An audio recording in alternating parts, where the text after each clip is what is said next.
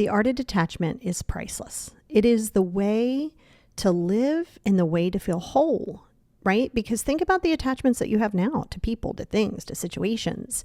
You know how stressful that can be, and it puts a lot on the other person. So that's what we're going to talk about today.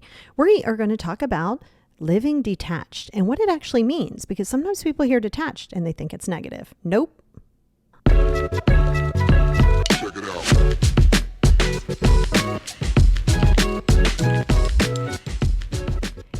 Hey, everybody, and welcome back to the channel. It's your girl, Lori, and I am so excited that you're here. It is starting to warm up. We are now in June. I cannot believe that these 6 months of this year has already flown by like it has. But you know what? That's kind of happens. You know, years ago, I remember when I was little, you know, the summers would seem like it was so long. I'd be like, oh my God, the summers are so long. And now it's like I blink my eyes and I'm like, oh, it's been 5 years. I'm like, whoa. And there's actually a whole scientific reason behind that, but we'll talk about that on some other topic, because today's topic has been requested because so many of you know that I live in a detachment. My entire life is detached. And when people hear, like I was saying in the trailer, when you hear detached, for some odd reason, a lot of people go negative and go, oh, detached, that means that you have no empathy, you're apathetic. No, that's not what that means at all. It means that I appreciate everything from the temporary structure in which it is. All right. Now, we all know that I also practice Buddhism, right? And I have for the last 16 years, even a little bit longer, but I was really just kind of dabbling then. And it really did help me a lot. It has. I mean, it literally has been such a game changer and life changer for me, quite literally saved my life. And it's such an amazing thing because when you can drop the ego, when you can let go of, your people who have wronged you in the past and things that you've done, when you can release that, the amount of freedom and joy that you have is priceless. Right? So beating yourself up over a past situation, you're getting attached to that. So we're going to talk about that, right? So before I even start, let me explain to you that letting go and detaching, it is a gradual process, right? It does require your effort. It's not just going to happen. You're not just going to listen to this podcast, read 3 self-help books and be like, yep, I'm ready to let go now. It's not how it's going to be. But until you drop the ego, and don't forget to watch the Ego Death series on my YouTube. It's still the Positivity Experience, or you can just do @Lori Wheeler when you're on YouTube. And if you go to the playlist, you'll see Ego Death, because the ego plays a big, big piece of attachment. And of course, trauma, childhood stuff, of course, all of that plays a part too. But you're here now, so we can still work through that. Just because you have an attachment issue doesn't mean that you're stuck with that for the rest of your life. That's not how we live and focus here. But it's going to require you to do consistent daily practice. Even when you don't feel like it, even when you don't want to show up for yourself, there's going to be a lot of self-reflection. All right. And the thing with self-reflection is it's self-reflection. It's not, I'm blaming this person. It's not, this should have happened. That's the opposite of self-reflection. But what I'm going to do is I'm going to talk about, let's do 5. I'm going to talk about 5 of them here, and I'm going to talk about more over on Patreon, right? Because there's so much to unbox and get through, and I'll talk a little bit about my Buddhist practice there. But if that's something that you're interested in, you can either click the link here, wherever you get your podcast that you're listening to, you can click it. It'll take you there, or you can go to patreon.com/the positivity experience. So let's jump into it. Okay. So I want to talk to you a little bit before I jump into the 5 techniques. I want to give you a little insight, I guess, on, how badly I was attached to everything. And I think when you hear attached, you think of just people. And yes, I mean, oh gosh, that's a big one. It isn't just people. It's an idea. You can get attached to an idea. You can get attached to results. You can get attached to things, literal things. You could be like, this is my favorite coffee cup, which we all have a favorite coffee cup typically. But if mine breaks, I'd be like, oh, that kind of sucks. Even if somebody gave it to me, even if my mom, before she passed, gave me this and it was the last cup on the planet that existed like that, I'd be like, oh, that's sad. But I don't attach emotion to items. I might be like, I love my crochet. And I'm proud of them and I love them. But if somebody came in and stole them all, I'd be like, well, that sucks. I guess I just got to make more. I look at it because I know everything is a temporary thing. And I think that was the biggest thing is when you get comfortable in understanding that impermanence, everything in life is impermanent because you're impermanent. You are temporary. You are on borrowed time. You are temporary. Everything in your life is temporary. And that's a little scary, right? To be like, oh my gosh, like I feel so comfortable. This is why I tell people all the time, don't get attached to your job. And what I mean by that is don't attach your identity as your job. Don't attach your identity as being a parent. Don't attach your identity as being like, whatever else that it is that you're doing. So attachment isn't even just from a person, because that can be detrimental. Relationships, interpersonal skills can become problematic. You can carry expectations with it. You can become manipulative with it. There's a lot that comes with that. But it's the same thing, right? Like if all your life you bank on getting straight A's. Let's do this for a second. All your life you bank on getting straight A's. You're in school, you haven't missed a day, you're going off perfect attendance. Like in your mind, this is all the things that you need to do, okay? And then, I don't know, you get out into the real world. So go ahead, you get through your school, you get through your college, you got your master's, got your graduate degree. You are great. Got your PhD now, okay? But the reality is, first of all, that would never happen. It would never just be straight there because you would burn out very quickly. So you wouldn't just be perfect and all of that on the way to getting your doctorate, right? Like it's not going to be that way. So the moment that if you attached your worth and attached what your value and your smarts and your education is based upon those grades, that's a problem, because in real life, you're not going to knock everything out the park. In real life, you're not going to have straight A's, right? That goes into perfectionism. And think about this. You've attached your worth to being quote unquote perfect, because it doesn't exist, but quote unquote perfect with your straight A's, that you go out into the real world and you make a normal mistake. You start some new gig, you screw something up, and now it is not just like in your mind embarrassing, it's also devastating for you. You have no idea how to function. You're like, oh my God, what do I do with this? Because you attached your worth based on perfectionism. And I will repeat this multiple times, and I promise I'll do it. I did a podcast before and people asked me to do another, and I will. Perfectionism's fake. It doesn't exist. Your version of perfect, my version of perfect is different, and we're both right. So there is no holy grail of perfectionism. So what you have to realize is you're not just attaching to a person, you're also attaching to an idea and a result. So let's talk about that. I have to fall in love with the journey. I don't really care about the result. I mean, it's great. Like that's a benchmark. You're like, okay, let's say you're like, okay, I want to lose, 10 pounds. I don't know. Let's say it's a weight loss thing. I'm gonna lose 10 pounds. Don't focus on the 10 pounds. The 10 is like, okay, if I get there, I get there. When I get there, it's fine. But it's embracing each pound that you gain and lose, because I used to be a personal trainer. And so you're not always just going to go on a straight lose. You're not cutting out calories, different things like that. Because if you don't enjoy the journey, right? If I give you an instant magic stick and you lose those 10 pounds, you haven't changed your behavior. You haven't changed the way you see yourself. All you're doing is getting a fast fix because you're attached to the result. You got to stop getting attached to results, because if that's the case and you're like, okay, this is what I'm going to do in my life. I'm going to be a doctor. Okay. Let's say in your mind, you're going to be a doctor. Well, throughout life, now you're not even in med school yet. You're like, you're doing some of the, the pre-med type stuff. And you go, gosh, maybe this isn't for me. Not because it's hard, not because it's hard, because you're prepared for it, but because and it is hard. It's pre-med. It is hard. But you go, well, I think I'd like to try something else. And then in your mind, you go, well, I can't, because I told the world I'm going to be a doctor. Who cares what you told the world? You're attaching yourself to that. So I'm going to go through these 5 tips and 5 ways so you can understand it, because I promise you, one thing you have to get clear on is your children are temporary. Your parents are temporary. Your job temporary. You temporary. Yeah, you enjoy it while it's there. You value it, the time that you spend, but you do not attach your worth, your value, and your life upon anyone or anything else in it. And that's number 1, is accepting that everything is impermanent. This is the part where a lot of people have a hard time, because you're like, am I going to be together forever? Stop doing that. Because that creates such a high level of stress.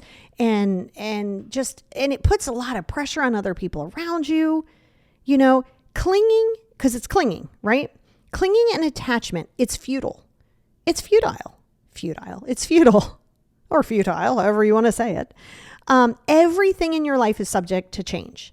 If there's one thing that you can bank money on and invest in, is change. Whether you want to change or not, it's irrelevant. Things around you will change. People around you will change. The world around you will change. It does not matter how much you focus on wanting it to be permanent. That goes into ego. It goes into some attachment styles. It goes into some past traumas. That's what you want to focus on. So when you find yourself feeling alarmed that everything and everyone in your life is temporary, that's a really good beaker saying, hey, hello, you still have to work on this part of your life. See what I mean? So when you do that, it's so much better because everything is transient, basically. It's like when you are in that space, you are not allowing yourself the time and space to feel what your feelings are.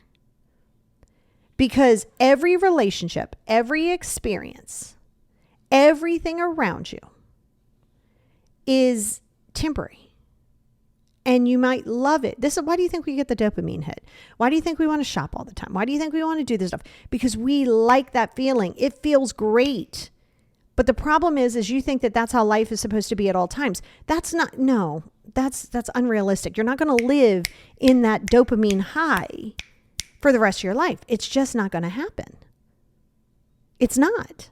And so that's the piece of it. And this is great to write in your 5 journals. Also, when you go out to YouTube, there's a 5 journal series. Highly recommend watching it because I do the 5 journals. Don't mess around. Don't sit there and tell me you're busy. If this will really, really help you, especially if you have ADHD. But it's for anybody. It's just, I have ADHD and it was much easier for me. And so it was very, very effective. I'm sorry. First of all, I'm not sorry. Because if you hear that noise in the background, that's the cats. Every time I get on the podcast or anything, they go, oh, it's time to show off. So if you hear banging and running around, that's the little fur babies. That's what they're over there doing. But yes. And so the impermanent nature of everything around you is where you want to focus. And, that goes even into your own temporary life, you're temporary, everything around you is temporary. And you got to remind yourself of that. Right? You can't hang your hat and think, this is mine. This is what I own. This is what I identify as. Now, number 2, a good way. So now you can say, so what I want you to do, right, is you write down, okay, what is it? Oh yeah, you're going to need paper and pen, FYI. So pause this. We're at 13 minutes and some odd change. And then go get paper and pen and then come back. Do not do this in your head. Do not do it on your computer. Do not do it on your iPad. You're going to do this pen to pad. Okay. So what is it that you're having a hard time resisting within that acceptance, all right, of the impermanence of life and you and everything else around you? And then that's where you can say, oh, I still need to work here. So it's giving you a good roadmap for yourself, and it'll help you going forward on the areas that you need to work in, because very often you want to treat a symptom, but the symptom is just a symptom. You need to get to the root, and this will help you get to the root, especially when you want to go into a space of detachment versus attachment. So number 2 with that is then you're going to reflect on the drawbacks of it, right? You always say, I don't want to lose this. I don't want to lose this. What's the drawbacks to continuing to have attachment to people and things?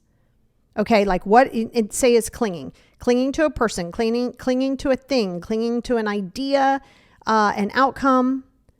Think about how the attachment itself can lead you to suffering, to disappointment, and to a lack of freedom.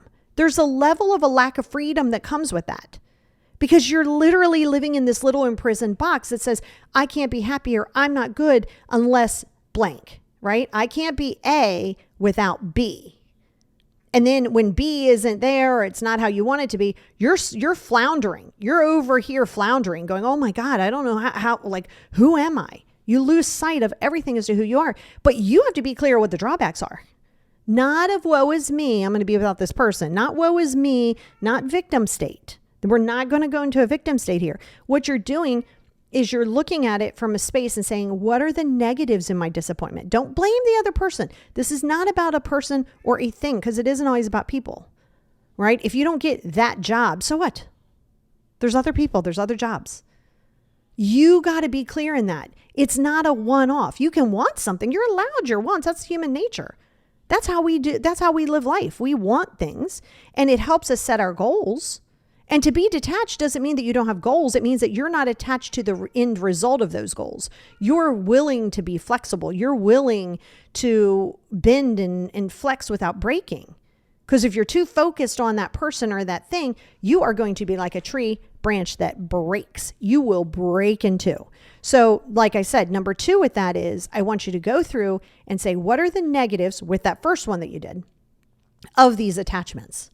And no, the negative isn't, well, because then I'm not going to have somebody in my life. That goes into victim state. Why does it matter? Why are you seeking for someone else to fill a void that only you can fill? You keep looking for other people and outside things to fill you, to fill that void. It is only your job. It is only your job. Now, number 3 is cultivation.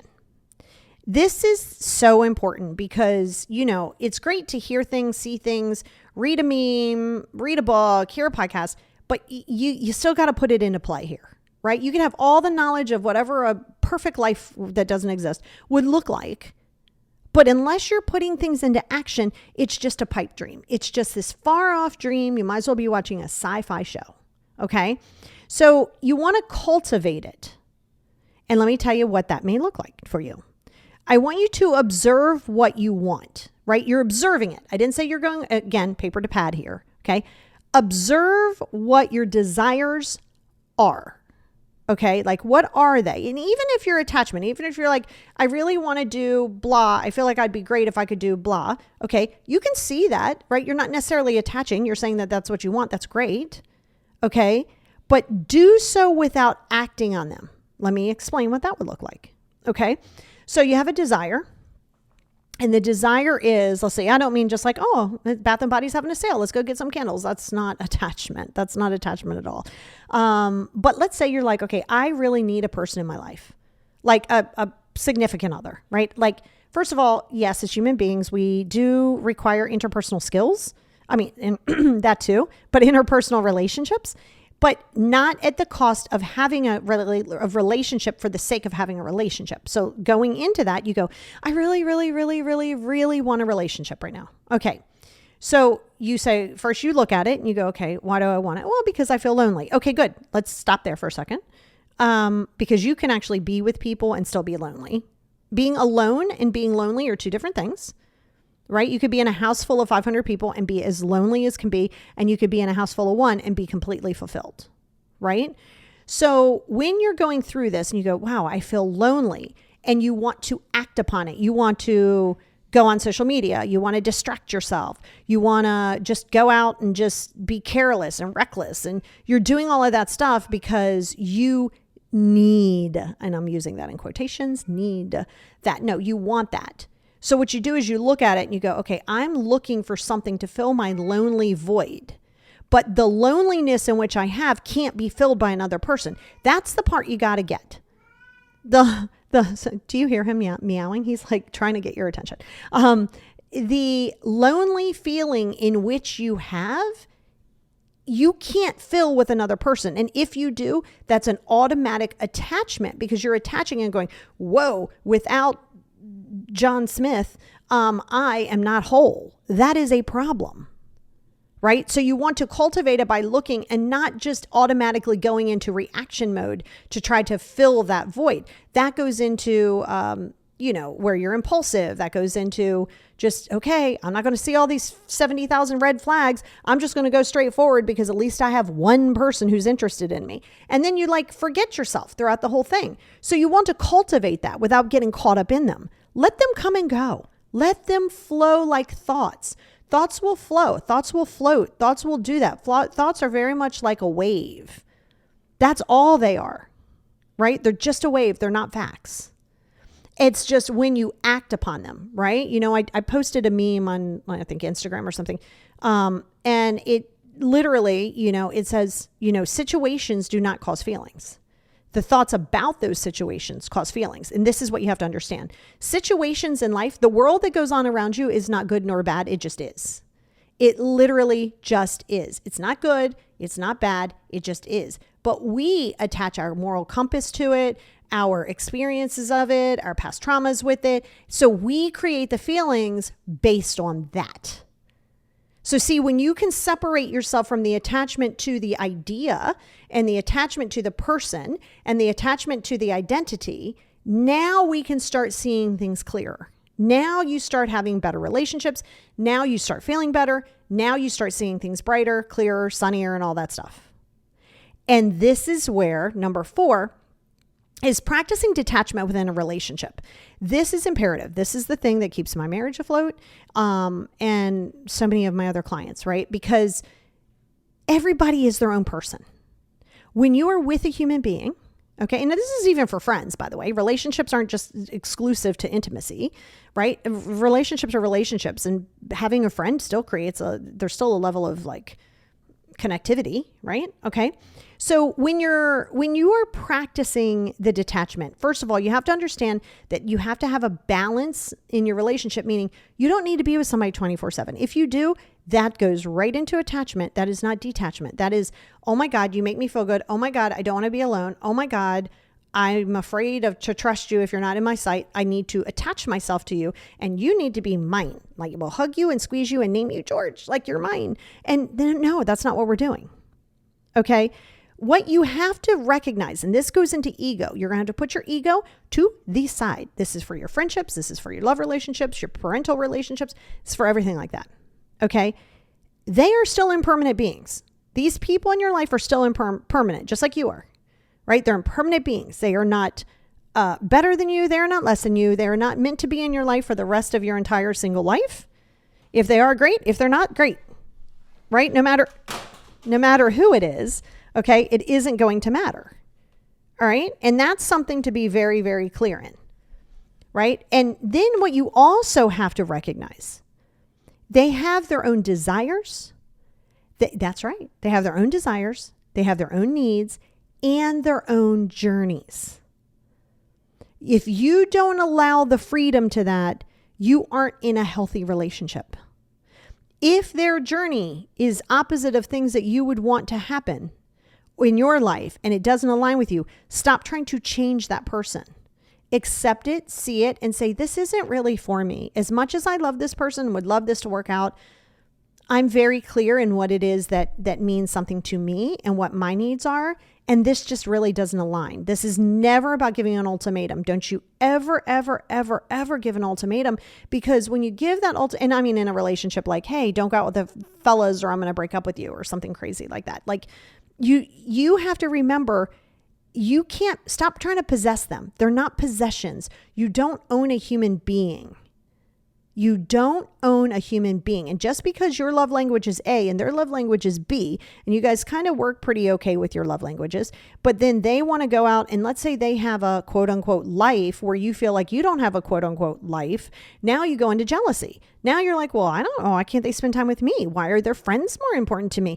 Now we're going into entitlement. We're going into ego. We're going into past traumas that have not been healed. Those are all big red flag or yellow flags that say, ooh, this needs to be addressed. Ooh, this needs to be addressed. Don't judge yourself. You don't ever judge yourself by how you feel. You allow that to be a guidebook on what it is that you need to do in your life still to, like, I don't want to say repair it, but let's say enhance it, improve it. And the biggest things with living detached is the acceptance that people have a life outside of you. They have desires outside of you. They have goals outside of you. Their journey is outside of you, which goes into number 5. It's one of my favorites because I feel like this is like the foundation of them, is releasing any type of expectation. The expectations that you are putting on a situation, a person, a thing, an animal, all of those things is going to create the worst amount of havoc on you. You have these rigid expectations. This is how they should be. Why? Well, that's how I do them. Okay. So why should they do them that way? Well, because that's the right way. Why? Because. No, that's not. No. What do you mean because? That's not a thing. We're not in second grade. You can't be like, because I don't want it. Right?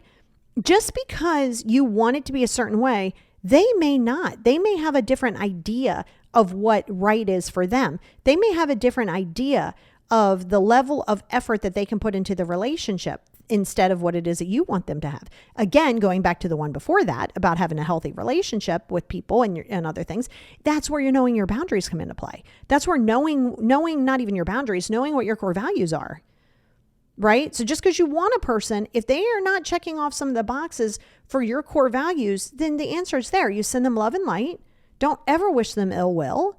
And then you just release it at that point. Now you're releasing the need to have the expectation. And you know what? This person or that thing is just not for you. You know, this is the important. If you can't accept the present moment, this is the art of staying right now. Of course, we look towards the future because that's how we set goals. When you live detached doesn't mean that you don't have goals.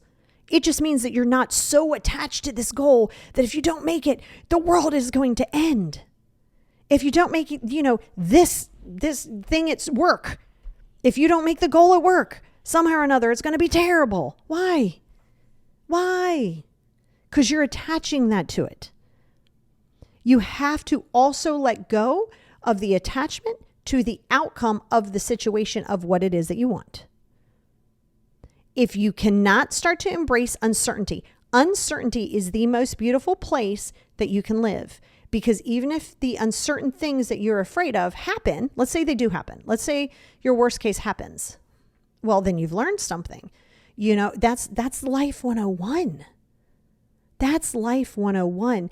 And when you can detach, and you know, I love my cats. You guys know that. As you've heard them, let's see, they've knocked over something a second ago. They've chased each other. They've meowed to you. They've really showed their ass to you today, which is just how they roll in this house because I pay the bills. They live here and they let me live here with them. And I love them very much. And I will be sad when something happens. Of course, I'm not a robot. They're my kids. Like I love my fur babies.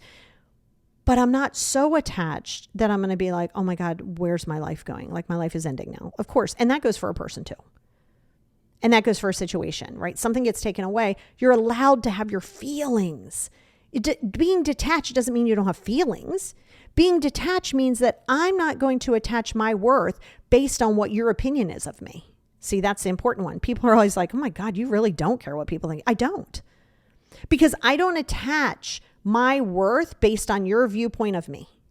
I don't attach my value within myself and what I provide to people who want it. I don't attach that to anything that negative that you would say to me. Not even anything positive. I appreciate it. I totally appreciate it.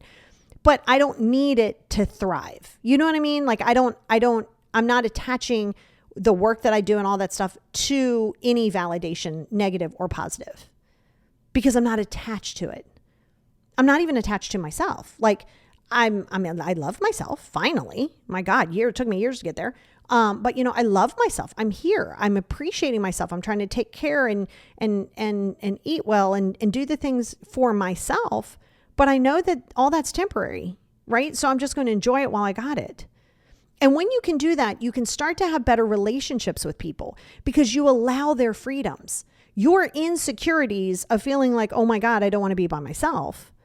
And they want to go out and let's say they're race car drivers. Okay. I don't know why that came out in my head. They're a race car driver and you're bored for the day and they're going to go out race car driving and you start getting up in your feelings like, well, they always want to spend more time with other people than me. That is a sign that you have to go deep within yourself. This is not even just about inner child work. It is about shadow work and you're not going to do that by yourself because you will only take yourself as far as the discomfort will allow you to go. And that's why, you know, you can always work with me, you can work with somebody else, but you got to get to the space to where you're pushing past that level of that fear. You're embracing the fear. You're embracing the unknown of the outcome. You're embracing the understanding that everything is temporary. You are embracing that to the space and to where you can appreciate people for who they are. You're not trying to control them. Are they going to go out with their friends and then are they going to cheat on me and they're going to do all of these things? Why are we there?